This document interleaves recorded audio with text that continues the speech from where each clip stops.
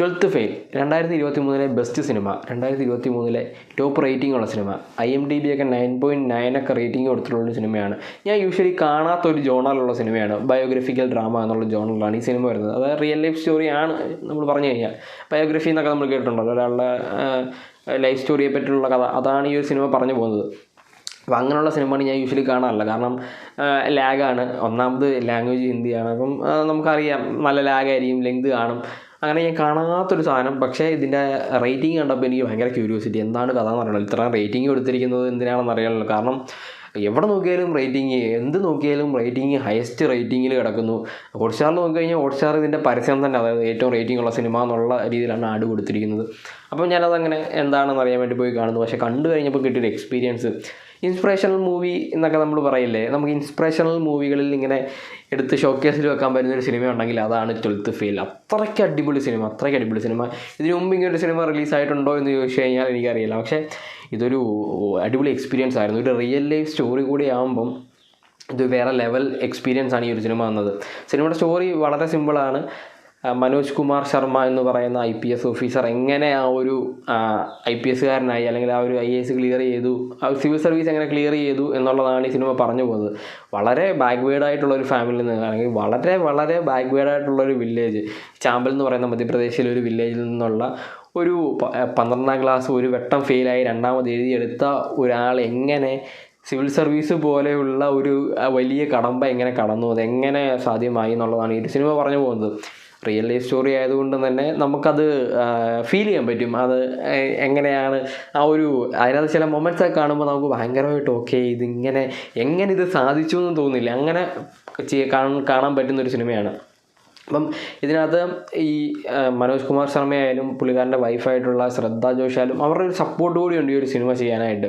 അതേപോലെ തന്നെ ഈ ഒരു സ്റ്റോറി ഓൾറെഡി ഒരു നോവൽ ഇറങ്ങിയിട്ടുണ്ടായിരുന്നു 2019. അതിനെ കൂടെ ബേസ് ചെയ്തിട്ടാണ് ഈ ഒരു സിനിമ റിലീസ് ചെയ്തിട്ടുള്ളത്. അപ്പം ഞാൻ പറഞ്ഞതുപോലെ തന്നെ ചാമ്പൽ എന്ന് പറയുന്ന വളരെ ബാക്ക്വേർഡായിട്ടുള്ള ഒരു വില്ലേജിൽ നിന്ന് ഒരു PSC എക്സാം അല്ലെങ്കിൽ ഒരു പോലീസുകാരനാകണമെന്ന് വിചാരിച്ച് പോലീസ് ആവാനായിട്ട് പോകുന്ന മനോജ് കുമാർ എങ്ങനെ സിവിൽ സർവീസിൽ UPSCയിൽ എത്തുന്നു, എങ്ങനെ സിവിൽ സർവീസിലേക്ക് എത്തുന്നു, കയ്യിൽ 1 രൂപ പോലും ഇല്ലാതെ ഡൽഹിയിൽ വന്നിട്ട് പല ജോലികൾ ചെയ്ത് പല തരത്തിൽ ഉറക്കമില്ലാതെ സ്ട്രീറ്റ് ലാമ്പിൻ്റെ വെളിച്ചത്തിലായിരുന്നു പഠിച്ചിട്ട് IAS ക്ലിയർ ചെയ്യുന്നു, അല്ല IPS ക്ലിയർ ചെയ്യുന്നു, സിവിൽ സർവീസ് ക്ലിയർ ചെയ്യുന്നു.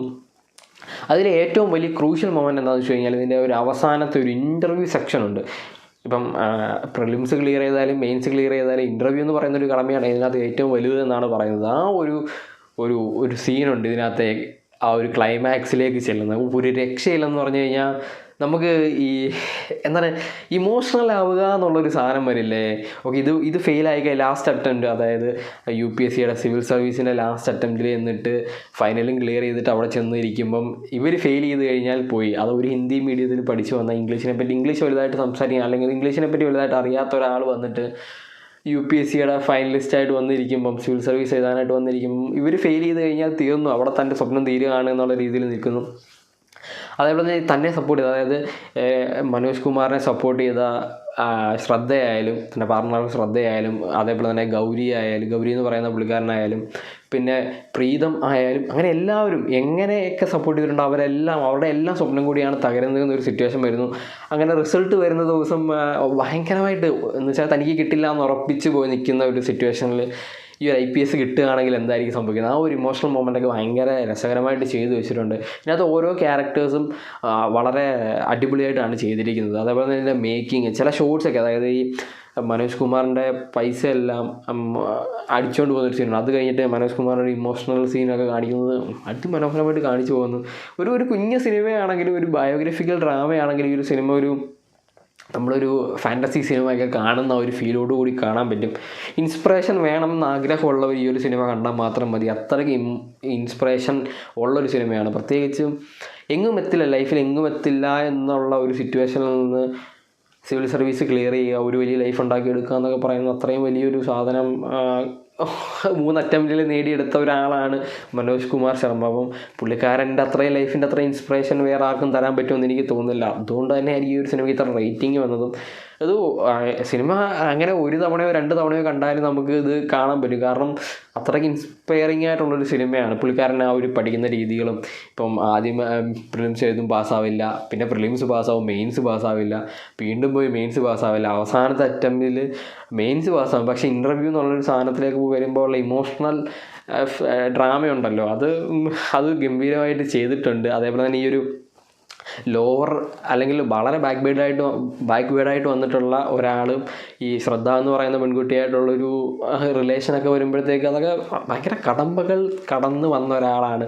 അപ്പോൾ അത് തന്നെയാണ് ഈ ഒരു സിനിമയുടെ വലിയ വിജയം എന്ന് എനിക്ക് തോന്നുന്നത്. എന്തായാലും നിങ്ങൾക്ക് ഒരു ഇൻസ്പയറിങ് മൂവി കാണണം എന്നുണ്ടെങ്കിൽ നിങ്ങൾ മറക്കാണ്ട് മിസ് ചെയ്യാണ്ട് കാണേണ്ട ഒരു സിനിമയായിരിക്കും 12th ഫെയിൽ.